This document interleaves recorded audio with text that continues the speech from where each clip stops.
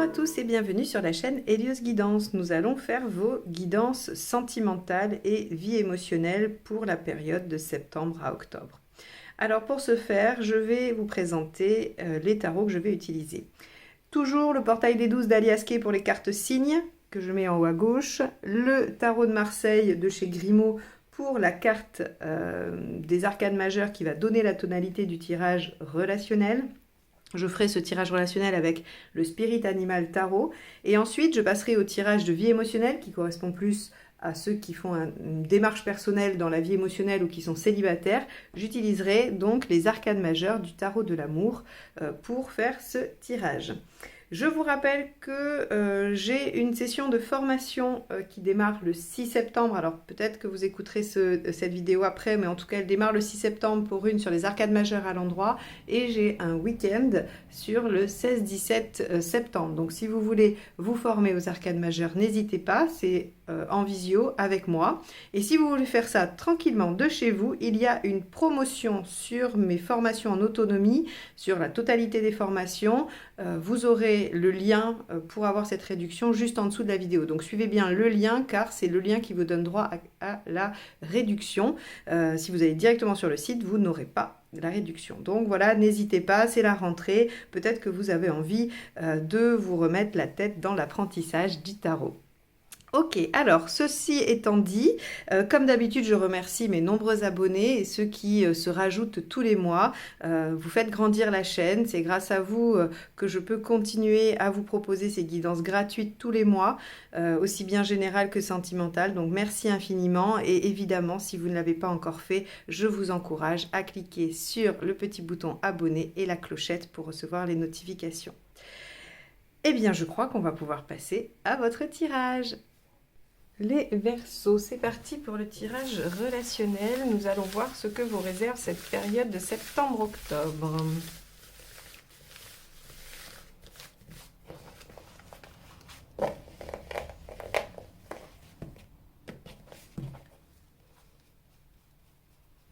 Alors, hop, ce sera cette arcade majeure là. Le mât. Alors, le mât peut signifier plusieurs choses. Tout quitter pour se suivre soi-même, laisser derrière soi ce que l'on a, ce que l'on possède, ce que l'on vit, les gens qu'on aime ou ce genre de choses. Donc, il y a quand même cette notion de pouvoir laisser derrière soi ce qui est.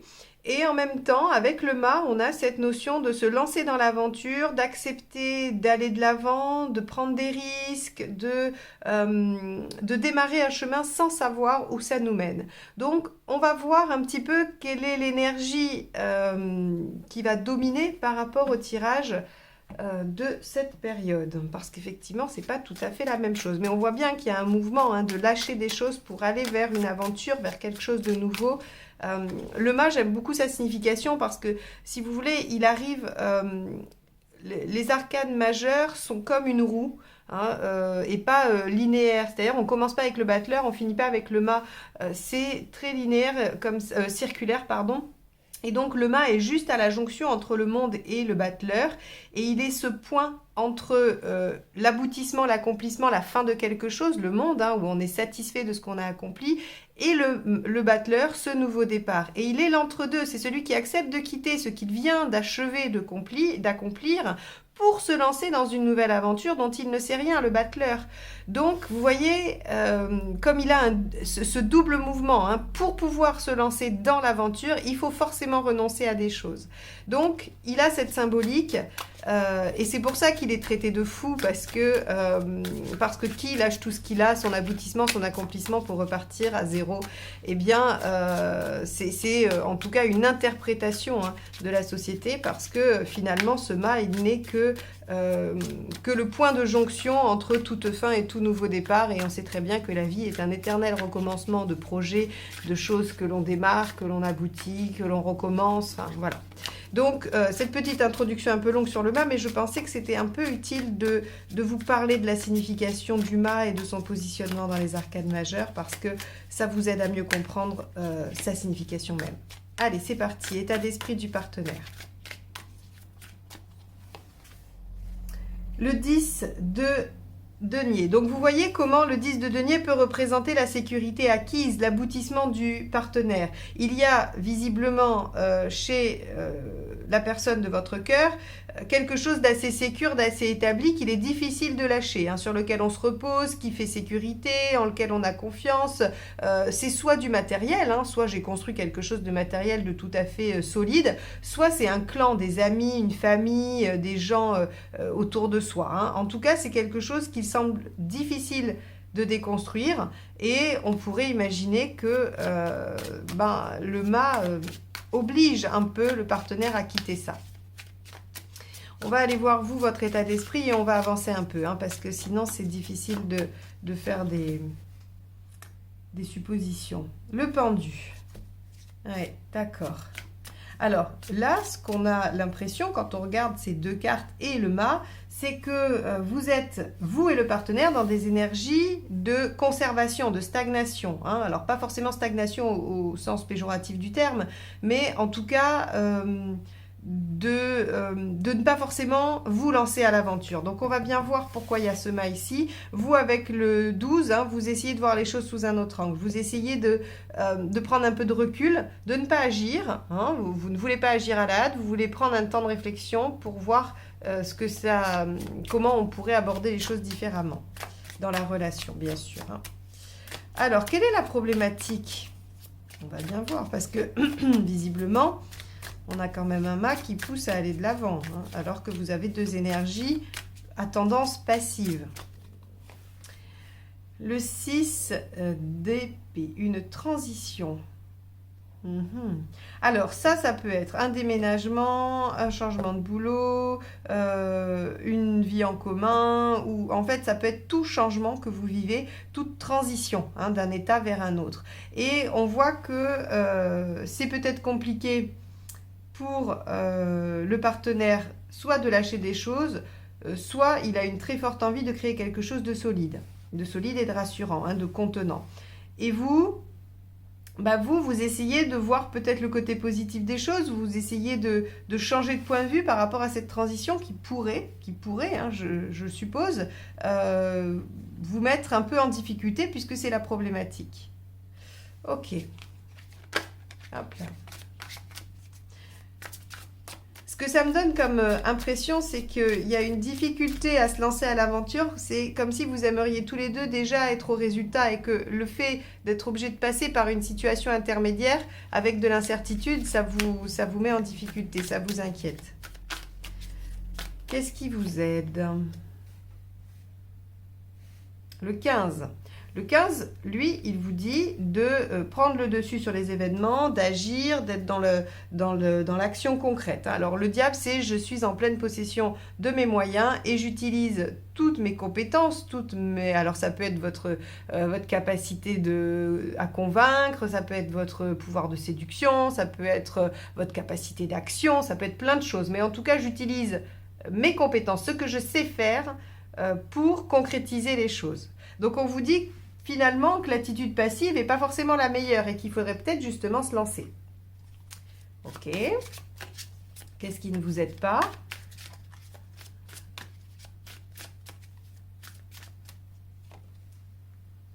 Le bas. Alors, intéressant. Parce que on voit que on a le mât ici, dans l'énergie du mois, hein, voilà, c'est ce qui va...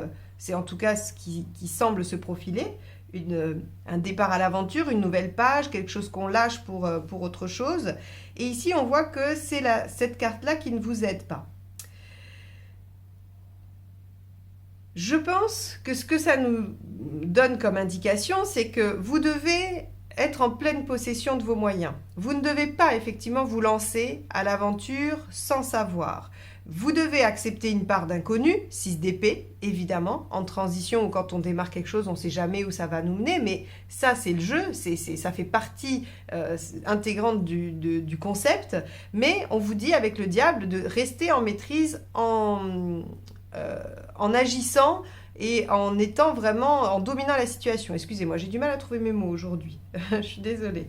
Parce que là, vous auriez plutôt, vous, tendance à vous arrêter, à prendre de la distance, Alors qu'on vous dit, ben non, vous allez quand même vous lancer un peu, mais pas de façon irréfléchie, irraisonnée et sans objectif. Vous allez vous lancer en maîtrisant chaque étape de la réalisation et en acceptant, évidemment, qu'il y ait une phase de transition, un peu d'incertitude. Ça veut dire que vous pourriez vous lancer à démarrer une relation. Si par exemple c'est une relation qui n'est pas démarrée, vous pourriez accepter d'y aller pas à pas, mais d'y aller quand même, plutôt que d'attendre de voir. Vous pourriez décider d'avancer ensemble vers une construction, en acceptant de ne pas être garanti d'arriver au bout, mais d'y aller pas à pas, étape par étape, et en essayant de maîtriser un petit peu à chaque palier.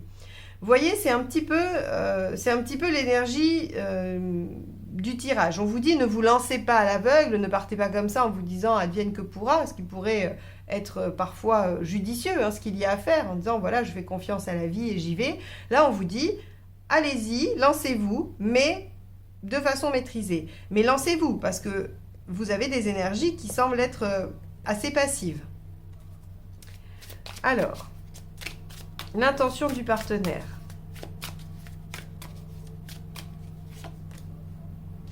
Neuf d'épée. D'accord. Bon, on a un partenaire qui semble assez frileux, assez angoissé à l'idée de l'inconnu, j'ai envie de dire. Parce que vraiment, avec le mât, on se lance dans l'inconnu. Donc, je pense que le partenaire a vraiment besoin de beaucoup de sécurité. Et vous, avec la dame de bâton, vous avez besoin que vos besoins soient respectés, en fait. De ne pas vous laisser embarquer dans quelque chose qui ne vous satisferait pas. Ouais, on a vraiment... vous voulez vous affirmer, vous voulez pas accepter n'importe quoi, histoire d'y aller, quoi. Alors, c'est assez intéressant. On va aller au bout. Comme ça me permettra d'être vraiment certaine de ce que je vous dis. Ouais, l'équilibre. Ok. Donc, on vous dit bien quand même d'avancer, il n'y a pas de souci. Alors oui, avec le chariot et le battleur, on vous dit qu'il faut y aller. Mais il ne faut pas prendre de risques. Voilà. Bon, alors en fait, si vous voulez, je pense que vous écoutez ce tirage à un moment donné où vous ne savez pas si vous devez avancer ou reculer, si vous devez, ce que vous devez faire. Il y a quelque chose qui fait que c'est un peu flou. 6 d'épée, c'est vraiment la transition, c'est l'entre-deux, on ne sait pas trop bien où on en est.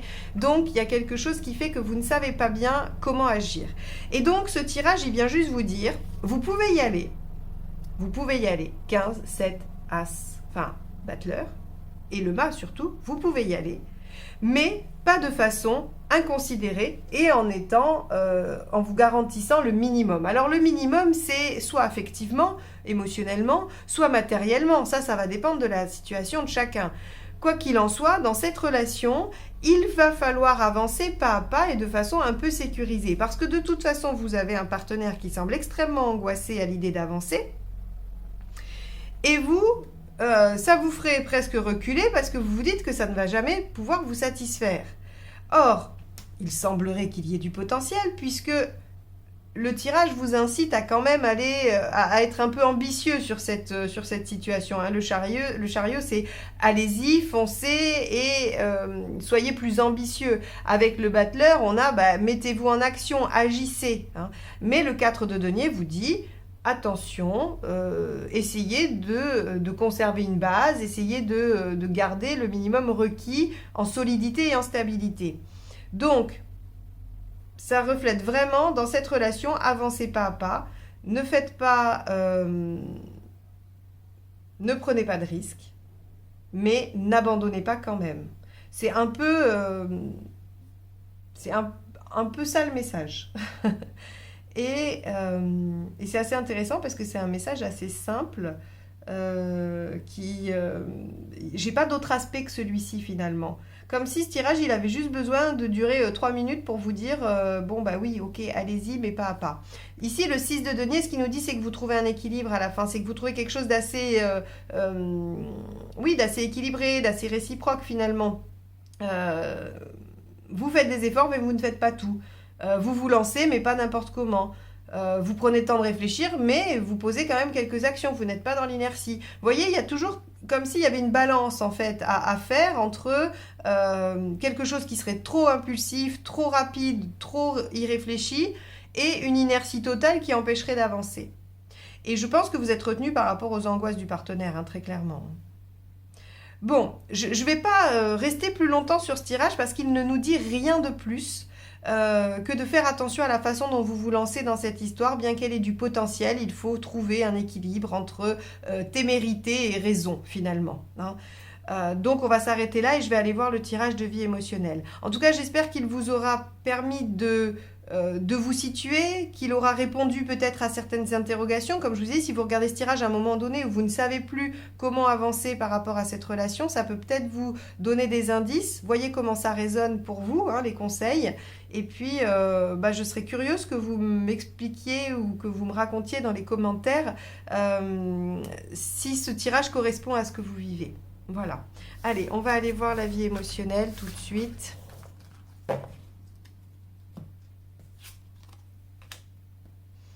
Alors, vie émotionnelle pour les Verseaux. J'espère que ce sera moins compliqué que pour le tirage relationnel. On va aller voir ça. Allez, vie émotionnelle. Donc, pour célibataire ou toute personne qui est en recherche de travail personnel dans ce domaine. Hein, en fait, c'est un tirage qui parle de vous et uniquement de vous. Voilà, hein, c'est un petit peu comme ça qu'il faut le prendre. Allez. Quel est votre état d'esprit ? L'ermite à l'envers. Ok. Ce que vous souhaitez. L'étoile à l'envers. D'accord. Pourquoi ça ne marche pas? Impératrice. Ce qu'il faut faire pour que ça fonctionne. Le pape inversé. Issue à court terme. La force inversée. Et à plus court terme, le soleil. Waouh! Bon, alors ceux qui veulent une rencontre, elle arrive peut-être pas tout de suite au mois de septembre, mais début octobre, hein, ou octobre, elle est là. D'accord? Donc déjà, je vous l'annonce. Vous pouvez sauter de joie si ça fait longtemps que vous l'attendez. Ensuite, votre état d'esprit, avec le 9 inversé, c'est j'ai envie de mettre à l'épreuve ce que j'ai appris. L'ermite à l'endroit, il médite, il regarde sa vie, ses expériences, il essaye d'en tirer des sortes de leçons, de modes d'emploi. Et quand il se retourne, eh bien en fait, il va aller confronter ça à l'extérieur, confronter ça au monde et aux autres. Et donc, il a envie de mettre en pratique et de solliciter les autres dans ses relations. Donc, vous avez probablement compris certaines choses dans votre mode relationnel, dans votre façon d'être en relation avec quelqu'un, et vous avez envie de le mettre en exercice, j'ai envie de dire. Et avec l'étoile inversée, vous avez envie de prouver votre valeur ou vos efforts, avoir une récompense à vos efforts. Donc, vous avez bien bossé sur votre question émotionnelle, vous avez fait beaucoup de travail personnel, beaucoup d'introspection, et maintenant, vous avez à cœur de montrer oui, de vous prouver, hein, ou même peut-être de prouver aux autres que ça fonctionne. Alors, pourquoi ça ne fonctionnerait pas, hein? Seulement pour ceux pour qui ça ne fonctionne pas. Pour les autres, très bien, on vous dit d'attendre encore un peu, vous êtes soumis à quelque chose, mais ça va bientôt fonctionner. Pour les autres, si vous vous reconnaissez dans « ça ne fonctionne pas », eh bien, on nous dit l'impératrice. L'impératrice, c'est parce qu'il y a encore trop de contrôle. Il y a encore trop de... j'essaye de maîtriser les choses et je ne lâche pas assez prise, probablement, d'une part. Et il y a aussi un grand manque de confiance. Mais c'est lié, hein, c'est-à-dire que puisque vous manquez de confiance en vous, vous essayez de maîtriser pour vous rassurer. Donc, ici, avec l'impératrice, on vous dit, ça ne fonctionne pas parce que vous n'êtes pas, c'est pas encore tout à fait intériorisé finalement, ces changements, cette progression, tout ce que vous avez travaillé. Vous l'avez intégré peut-être intellectuellement, vous avez compris des choses, mais vous ne l'avez pas encore ressenti puisque vous n'avez pas encore pu le mettre en pratique. Alors, j'ai envie de vous dire, c'est logique, c'est normal. C'est un processus assez logique, hein. On intègre les choses intellectuellement, ensuite on les met en pratique, est-ce que ça marche pas? Au début on peut être un peu dans le doute. Donc c'est un peu ce qui vous arrive, on vous dit émancipez-vous de ça. Avec le 5 à l'envers, on vous dit arrêtez de vous poser des questions, vous avez fait un travail, voyez le résultat, ne cherchez pas à obtenir un résultat précis, observez comment ça a modifié votre façon d'être en lien avec les autres et vous verrez bien à ce moment-là ce que ça produit. On voit avec la force inversée qu'à court terme, vous êtes encore soumis à quelque chose. Et j'ai envie de dire, vous êtes soumis à cette transition obligatoire qui est j'ai appris, je vais expérimenter, mais je ne suis pas parfait du premier coup. Je ne peux pas mettre en œuvre l'expérience parfaitement tout de suite. Donc, je suis obligée de subir une période d'expérimentation, de mise en forme, d'intégration. Et ensuite, une fois que j'ai fait ça, eh bien, le soleil arrive, donc j'y vois clair, je suis dans la réussite, je peux obtenir un couple, ou en tout cas, moi j'aime beaucoup le soleil dans la question sentimentale, parce que le soleil, c'est les relations réciproques et gémellaires, c'est-à-dire qu'on est avec quelqu'un qui nous ressemble, avec qui on est bien, avec qui il y a de l'insouciance, et c'est assez équilibré. Voilà, on est à égalité dans la relation. Donc c'est très bien d'être arrivé à ça. C'est-à-dire que si vous souffriez par exemple de dépendance affective, on vous dit que vous allez pouvoir accéder à un couple où chacun est au même niveau, où il n'y en a pas un qui dépend de l'autre. Et donc ça, c'est quand même une sacrée belle victoire. Donc acceptez que ce soit pas parfait, acceptez de lâcher un peu et de vous dire, bah, mes premières tentatives, ce seront pas forcément les bonnes et elles ressembleront pas forcément aux résultats escomptés. Mais si j'arrive à me détacher de ça et à me faire plus confiance, je peux accéder à quelque chose de très beau et qui vous amène quand même à un certain épanouissement. Donc surtout, faites-vous confiance et allez expérimenter. Voilà. Dites-vous que de toute façon, tout le travail que vous avez fait et les efforts que vous avez produits ont eu forcément un impact, vont forcément modifier les choses. Donc prenez confiance en vous, prenez confiance en ce que vous avez réalisé et d'ici peu de temps, vous en verrez les fruits.